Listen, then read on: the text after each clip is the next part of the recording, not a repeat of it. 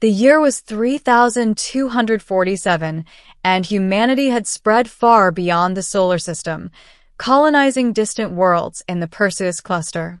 Captain Elias Vorn was a veteran explorer, feared and respected across human space for his daring missions.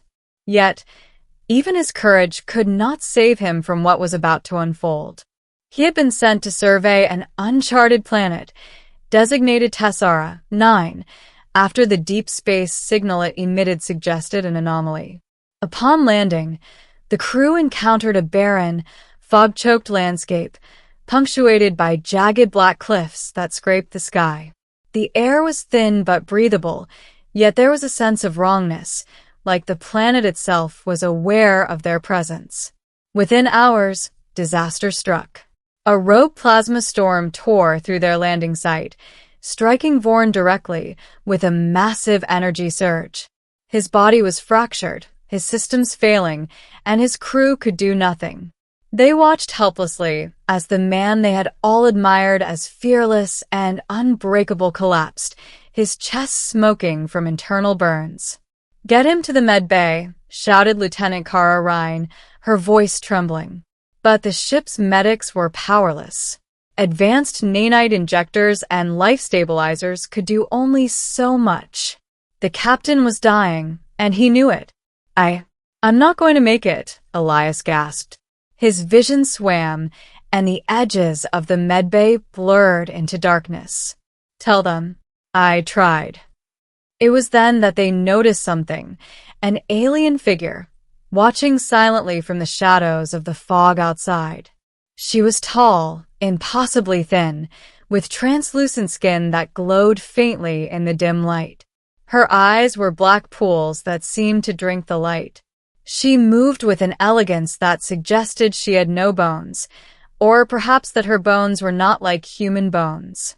The crew backed away in fear, but Vorn, sensing something in her presence, whispered, "Wait, she's not hostile."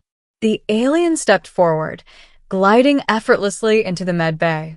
In her hand was a vial of thick, dark liquid, blood that shimmered like liquid onyx. "Drink," she said in a voice that seemed to echo inside his skull. "It will save you, but it will change everything." Elias hesitated. Alien blood? Vampire blood?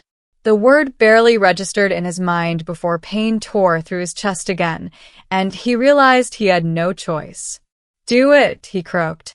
He drank, the liquid sliding down his throat with a strange warmth that spread instantly. The world erupted into colors, pain, and sensation. His body convulsed, bones snapping and reshaping, muscles expanding, skin tightening. His heart stopped and restarted, stronger, faster, pumping a vibrant life through him that defied logic. When he awoke, hours or perhaps days had passed. He didn't know. The med bay was empty except for the alien woman. "Elias Vorn," she said, "you are no longer fully human." "What would happen to me?" he asked, his voice deeper, resonant, almost otherworldly. He could feel power thrumming through him, as if every nerve ending had been rewired. "You drank the blood of my kind," she said. "We are the Vezari, a species older than the stars themselves. Our blood carries life and death intertwined. You are alive because you are now one of us." The realization hit him like a hammer. He could feel every heartbeat in the ship, every breath of his crew, even the distant hum of engines in orbit. His senses were sharper than any human's, his reflexes beyond comprehension. But there was a cost. He felt the thirst rising inside him, an instinct that demanded something more than food or water. I can't control it," he murmured. "I feel hungry." The Vezari woman nodded solemnly. "It will pass with time. But know this.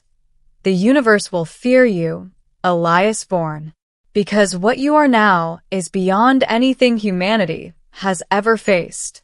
The crew entered cautiously, their eyes widening as they saw Vorn standing, fully healed, taller and stronger than before, eyes glowing faintly red in the dim light. There was awe and fear. "Captain, you're alive," Ryan whispered. "But you look different." "I am different," he said. The words rolled off his tongue with a resonance that made them shiver. "And I can feel everything, every living thing, every pulse of energy, every shadow hiding in the corners of the galaxy." Over the next week, Vorn experimented with his new abilities. He could leap hundreds of meters, see in absolute darkness, move faster than the ship's engines could carry him, and manipulate energy fields with thought alone. But the most terrifying change was his hunger. It was not blood in the human sense, it was life force itself, the essence of beings around him. And with each time he fed, he could feel the pull of the Vezari's ancient instincts: predator, ruler, god. Meanwhile, the signal from Tessara 9 grew stronger, revealing its true nature. The planet was not uninhabited. It was a nest, a prison for an ancient Vezari queen, exiled for crimes against the galaxy. She had been waiting, feeding on the life of the planet itself, growing weaker, but sending out a call that only the strongest could answer. And now it had answered. The queen spoke through visions. "You drank my blood, human. You have inherited power, but also responsibility. The universe itself trembles, and they will come for you." Vorn realized the truth. By drinking the blood, he had tied himself to a cosmic destiny. Entire star systems would respond to his existence, some with reverence, others with hostility. Humanity would fear him, other alien civilizations would hunt him, and the exiled Vezari queen would demand allegiance, or war. Then came the first attack. A fleet of marauders from the Andralis sector, sensing the emergence of a new power, descended on the ship in an attempt to destroy him before he fully realized his potential. But Vorn, with his heightened senses, anticipated every movement, every laser bolt, and turned the battle into a dance of annihilation.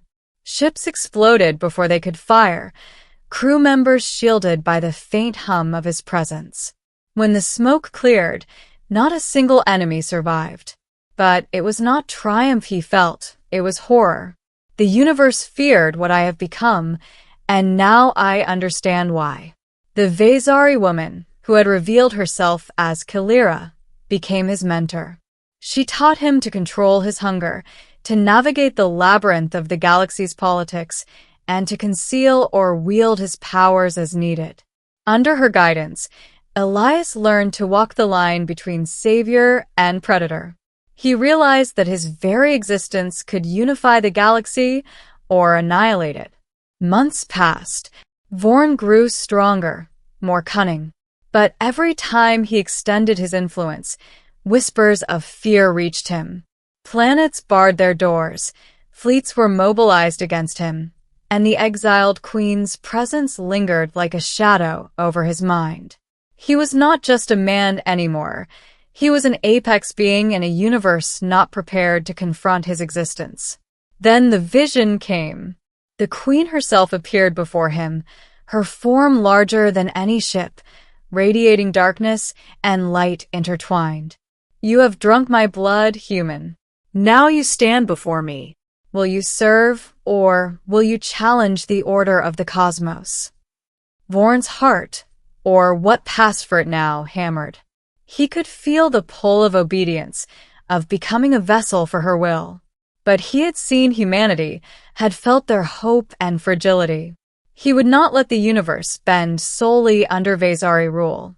"I will not serve," he said, voice echoing across the void. "I will protect life and decide my own destiny." The queen laughed, a sound that shattered stars. The clash of power that followed was cataclysmic. Energy ripped through space-time, tearing planets apart, igniting novas. Vorn's body adapted instantly, manipulating energy fields to counter hers, drawing from the life force of nearby worlds to shield himself. It was a fight that no human could survive, but He was no longer human. When the dust settled, the queen was gone. Whether defeated or retreating, no one could say. But the universe had witnessed a new order, a human Vasari hybrid, capable of destruction and creation, now walking among the stars with authority unmatched by any civilization. Vorn returned his crew, changed in ways they could not fully comprehend.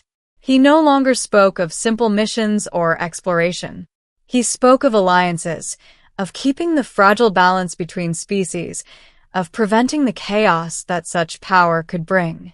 Humanity feared him, but the galaxy would come to know him as a guardian, and, in whispers, a god. Kilira approached him one final time.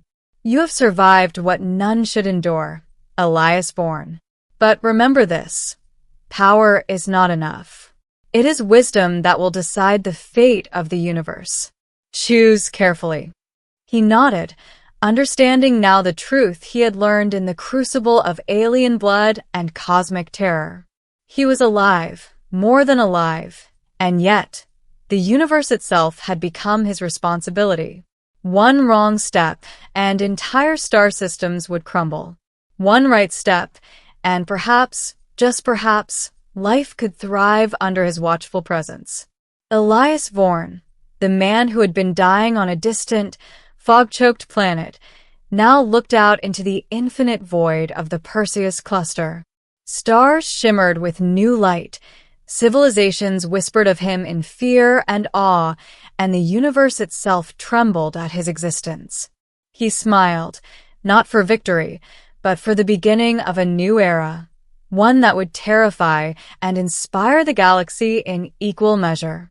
And somewhere, deep in the cosmos, the exiled queen waited. She would return. But so would Elias Vorn, no longer just a man, no longer just human. He was something else entirely, a creature of power, of terror, of hope.